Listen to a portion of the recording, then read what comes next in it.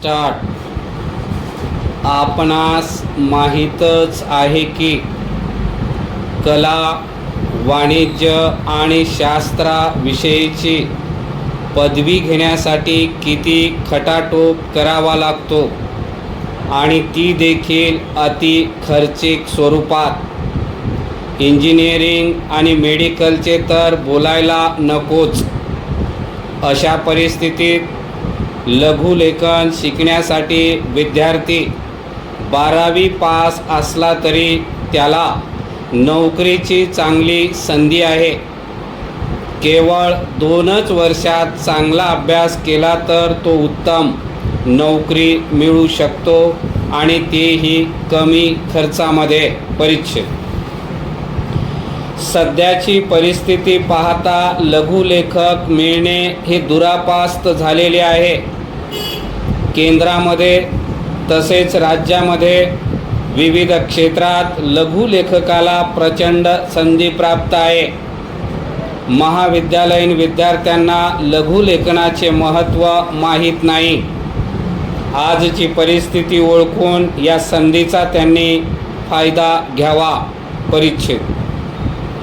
जीवनातील 17-18 वर्ष जास्त पैसे खर्च करून विद्यार्थी पदवीधर होतात व ते नोकरीविना राहतात आणि शेवटी ते नोकरीच्या काळजीत पडून स्वतःचा समतोल घालून बसतात व नैराश्य पदरी पाडून घेतात आणि मिळेल ती नोकरी करून जीवन घालवतात.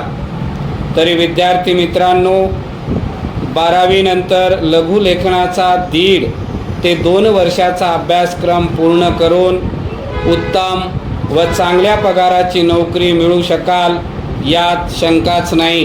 परिच्छेद.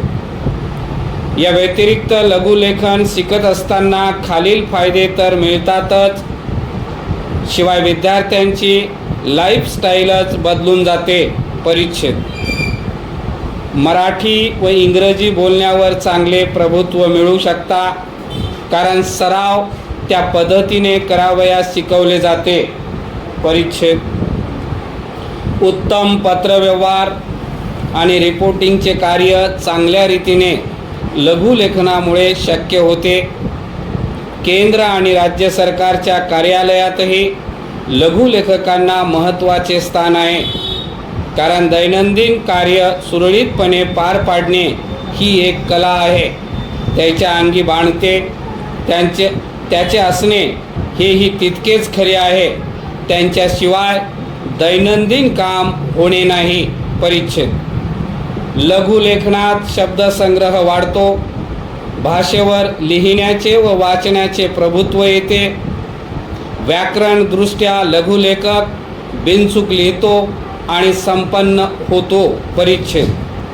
मी माझ्या 35 वर्षाच्या 8 ठिकाणी वेगवेगळ्या संस्थेतून घेतलेल्या प्रदीर्घ अनुभवातून लघुलेखनाला किती महत्त्व आहे जाणतो. लघुलेखनाने माझे इंग्रजी स्पेलिंग पक्के झाले, ड्राफ्टिंगचे ज्ञान चांगल्या प्रकारे अवगत झाले, व्याकरण ही उत्तमरित्या जाणता आले.